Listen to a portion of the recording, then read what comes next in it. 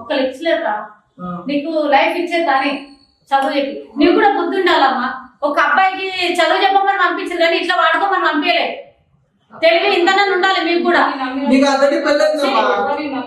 చదువుకోవడం కోసం పిల్లలతో చేయడం ఏందమ్మా మీరు?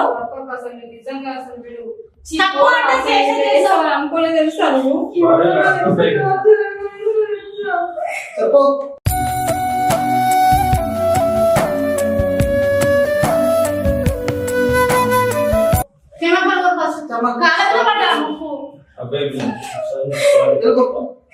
ఒకసారి చేసి ఒక మరి